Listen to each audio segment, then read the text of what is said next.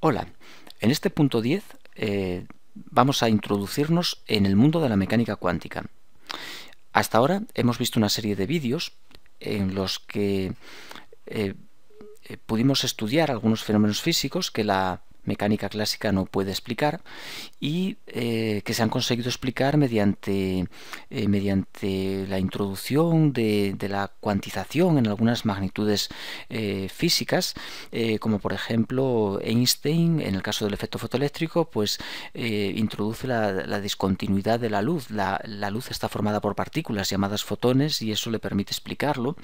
De la misma manera, pues Max Planck también, para explicar el efecto fotoeléctrico, introduce los cuantos de energía, y Bohr, de nuevo, cuantiza las órbitas del electrón para conseguir una ecuación para la energía que permite explicar los espectros.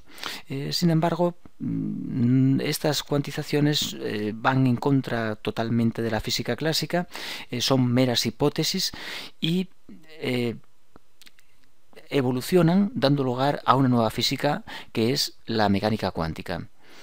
La mecánica cuántica la podemos estudiar de dos maneras. Una, mediante el estudio de esos fenómenos que la física clásica no podía estudiar: efecto fotoeléctrico, efecto Compton, radiación del cuerpo negro.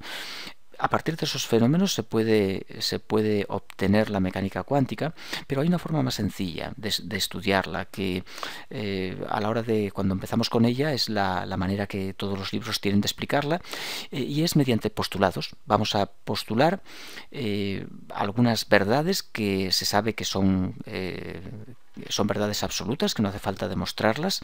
La naturaleza nos dice que eso es así y, por tanto, sin plantearnos ningún tipo de demostración, pues vamos a postular una serie de cosas a partir de las cuales vamos a obtener pues todos los resultados que la mecánica cuántica nos aporta.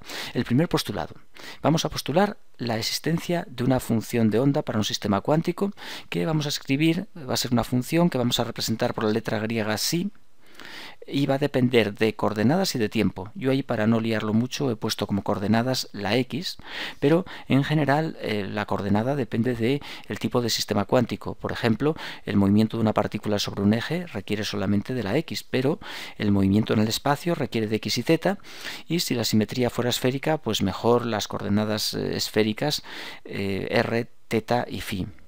Y además va a depender del tiempo. Es una función que depende de las coordenadas y del tiempo. Y, como digo, se lee como psi. Se conoce como la letra griega psi. Mayúscula o minúscula, depende. Según como interese, se emplea la psi mayúscula o la psi minúscula. Bien, a esto se le llama función de onda o función de estado. ¿Por qué función de estado? Porque nos da el estado en el que se encuentra el sistema. ¿Por qué función de onda?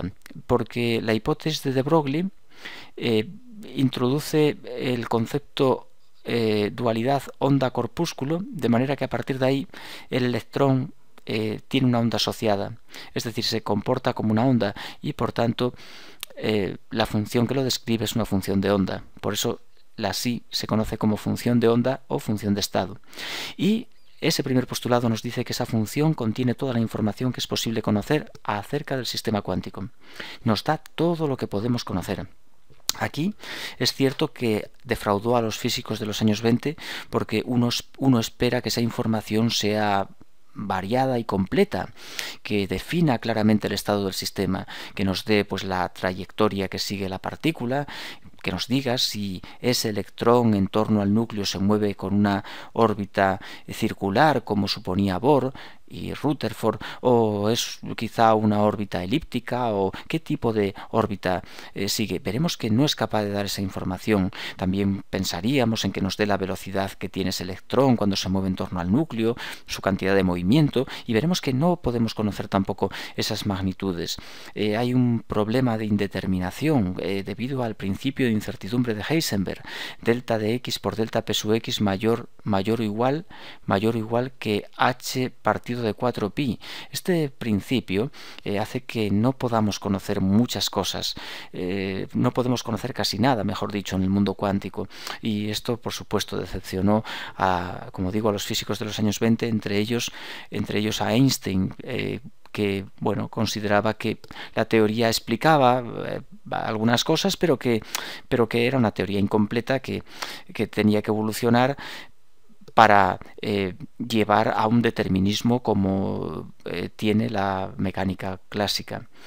En el segundo postulado, una vez que se introduce la función de onda, en el segundo postulado se introduce la ecuación de Rödinger.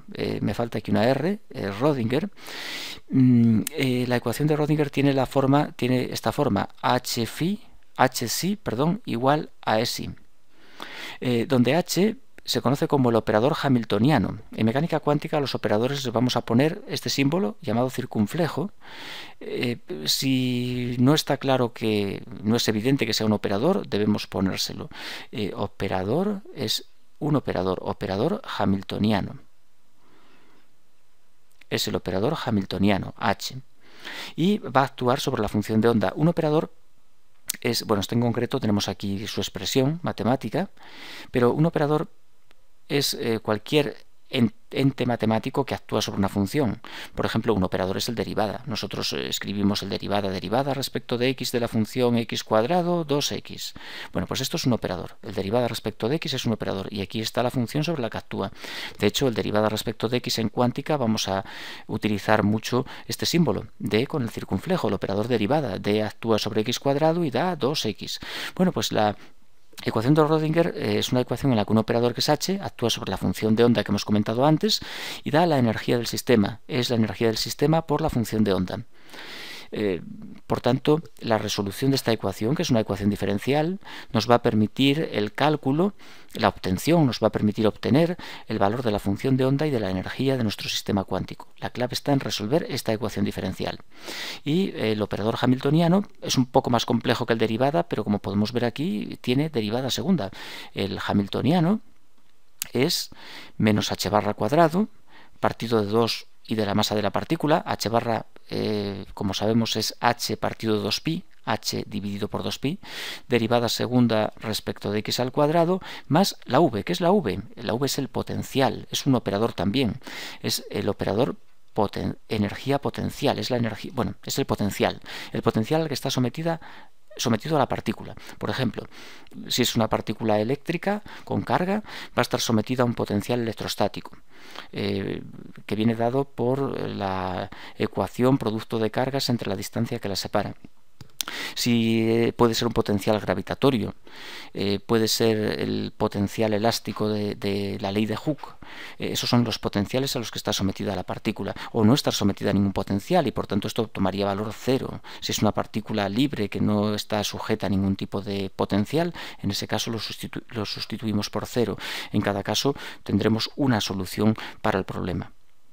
Bien, este hamiltoniano actúa sobre la función de onda. Puedo escribir aquí la ecuación de Rödinger completa. Es una ecuación independiente del tiempo. Hay otra que depende del tiempo, pero en química no nos interesa y por tanto en este postulado 2, aunque en general lo que se postula es la ecuación dependiente del tiempo, yo he escrito directamente la independiente. Y para nosotros la función de onda también es independiente del tiempo, también no depende del tiempo tampoco, la psi, depende solo de coordenadas.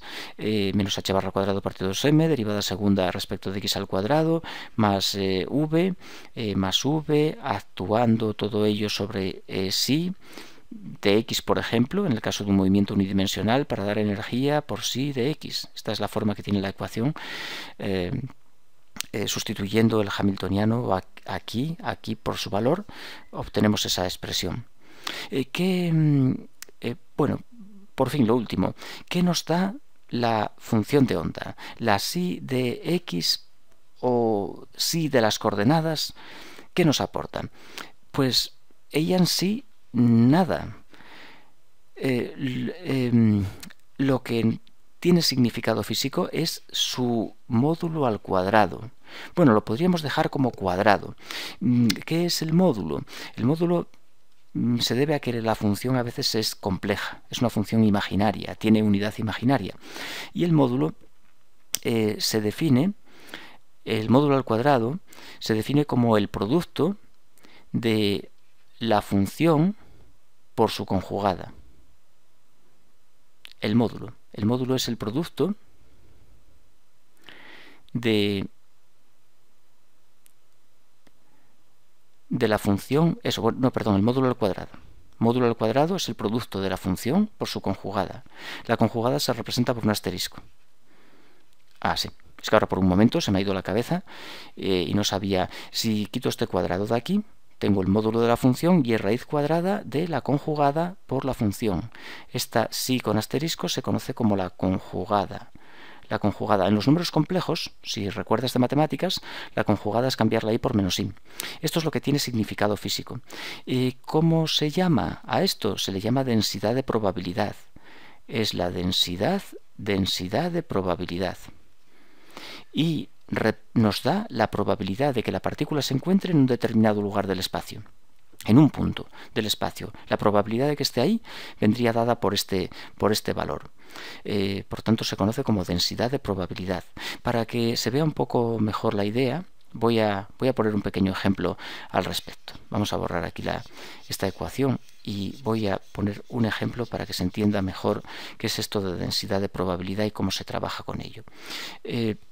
Imaginemos una partícula moviéndose sobre un eje. Voy a pintar aquí el eje X y voy a situar sobre ella una partícula, ¿no? Bueno, pues este es un sistema cuántico que va a tener una función de onda que va a ser la función psi de x, Vale, pues, por ejemplo, si yo quiero saber la probabilidad de que mi partícula esté sobre este eje X, entre un punto X y un punto, va a ser infinitamente próximo, aunque los voy a poner un poco alejados, X más de X, es decir, difieren solamente en un diferencial de X, pues la probabilidad de que la partícula se encuentre entre X y X más diferencial de X, esa probabilidad de que la partícula esté comprendida entre X y X más de X, va a ser igual a la densidad de probabilidad, a la psi de x al cuadrado, por ese diferencial, por esa longitud.